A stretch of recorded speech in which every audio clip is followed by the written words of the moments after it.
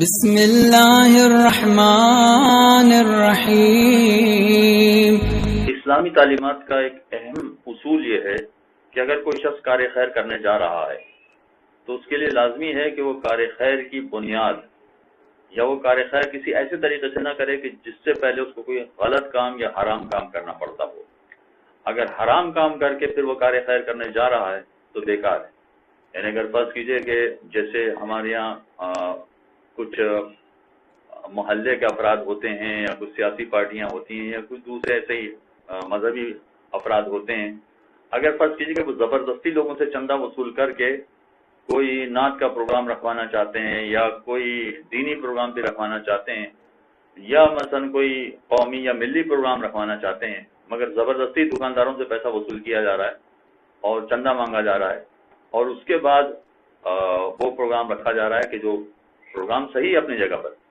نعت کا پروگرام کون اسے غلط کہہ سکے گا، یہ بالکل صحیح پروگرام ہے،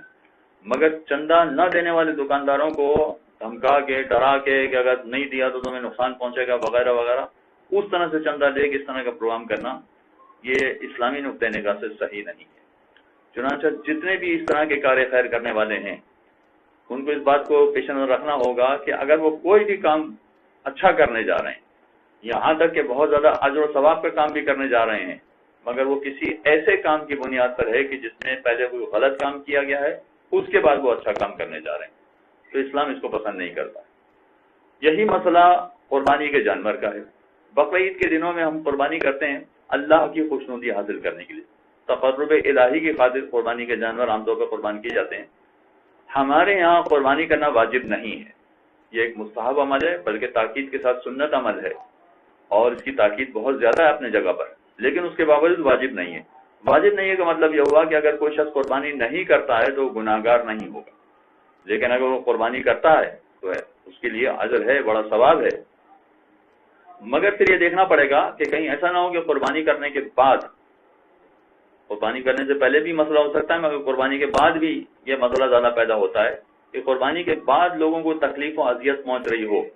کہ جس کی وجہ سے اتنی گندگی پھیل جائے، اتنی نجاست پھیل جائے کہ لوگوں کے لیے وہاں چلنا دوبر ہو جائے۔ تو یاد رکھیے کہ قربانی کرنے والا اللہ کی خوشنودی کی خاطر قربانی کرنے جا رہا تھا، اور قربانی کرنے کے بعد اس نے جو روڈ پہ غلاظت پھیلا دی ہے، خون پھیلا دیا ہے، بلکہ بس اوقات کسی کے گھر کے آگے قربانی کر دی ہے اور گھر کے آگے ساری خون کی نجاست پھیلی ہوئی ہے اور اس کو کسی طرح سے اٹھایا نہیں گیا، صفائی نہیں کی گئی ہے،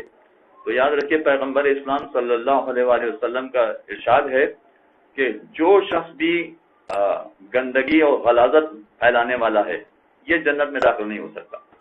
جنت میں فقط صاف ستھرے لوگ، صفائی پسند لوگ داخل ہوں گے، گندے افراد جنت میں داخل نہیں ہوں گے۔ ہم نے قربانی کی تھی تاکہ ہم جنت میں داخل ہوں، پروردگار کی جانب سے اجر و ثواب حاصل کریں، مگر اللہ کے رسول ارشاد فرما رہے ہیں کہ گندے افراد کوئی بھی جنت میں داخل نہیں ہوں گے، صاف ستھرے افراد جنت میں داخل ہوں گے۔ اور امام جعفر صادق علیہ السلام کا تو باقاعدہ یہ ارشاد ہے کہ صفائی اور ستھرائی انبیاء کے اخلاق میں سے ہے۔ تو اگر ہم کار خیر کرنے جا رہے ہیں، قربانی ایک بہت اچھا عمل ہے، مگر ان باتوں کو پیش نظر رکھنا پڑے گا کہ اس کی وجہ سے غلاظت اور گندگی اس قدر زیادہ نہ پھیل جائے کہ محلے والوں کے لیے اذیت پیدا ہو جائے۔ اور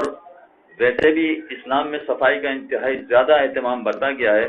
اس سے بڑھ کر اور کیا بات ہو سکتی ہے کہ اسلام میں یہ کہا گیا کہ صفائی نصف ایمان ہے، تو ہم نصف ایمان کو چھوڑ کر فقط ایک جانور کی قربانی کا ثواب حاصل کرنے کے لیے چلیں،